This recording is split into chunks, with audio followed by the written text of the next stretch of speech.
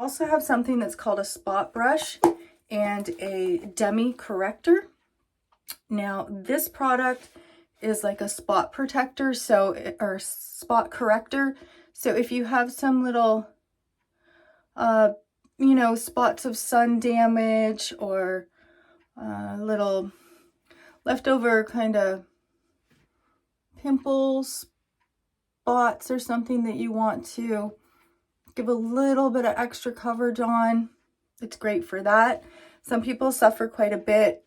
I don't feel I do, but sometimes in these videos when I'm looking at myself, I'm like, whoa.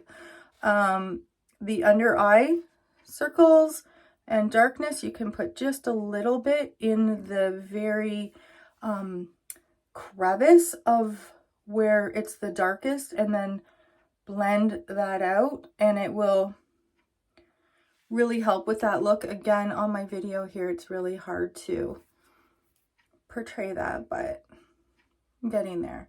But it definitely does give a nice coverage, this demi corrector, for different issues that you might be having.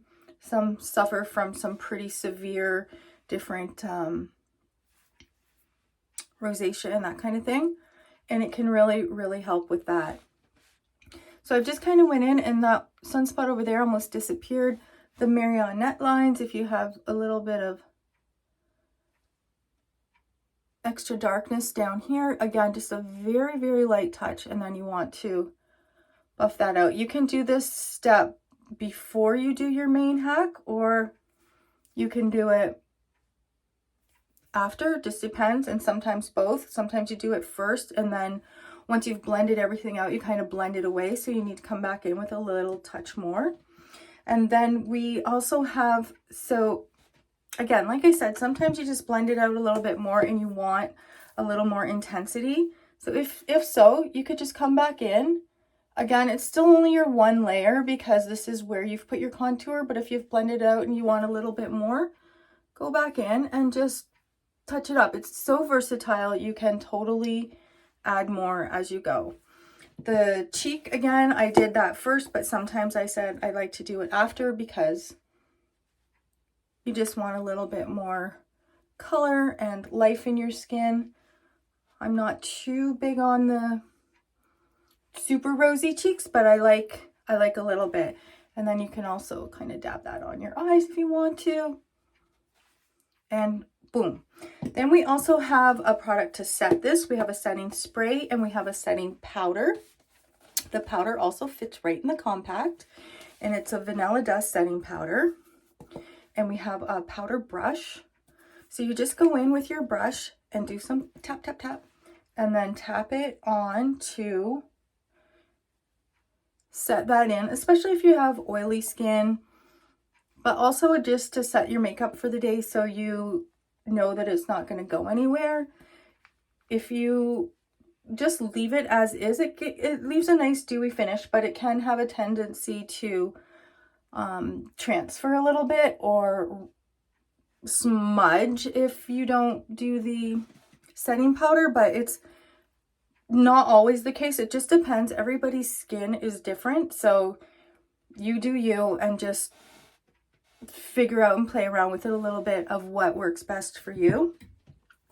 Also, some ladies like a bronzer. So we have bronzer. This is some tan lines and a Bella bronzer. I'm pretty light on my bronzer. I don't like too much warmth, but I don't mind to just kind of really lightly dabble it in there and give a little bit of warmth.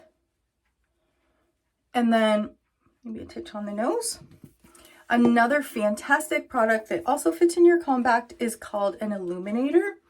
And the illuminator is just to give a little bit of catch to the light. It's really hard to come across on video, I have found, but if you've ever noticed, some out there you're like, what is that? Their cheekbones are so snatched like that. It's probably some kind of an illuminator. So you can just put that there. It's also really nice to put on your, they call it a Cupid's bow, just right there to give it a little bit of a pop.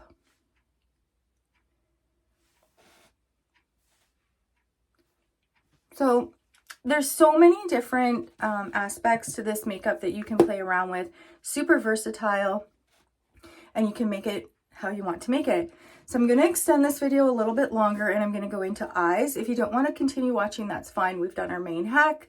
We've put on a nice amount of light coverage.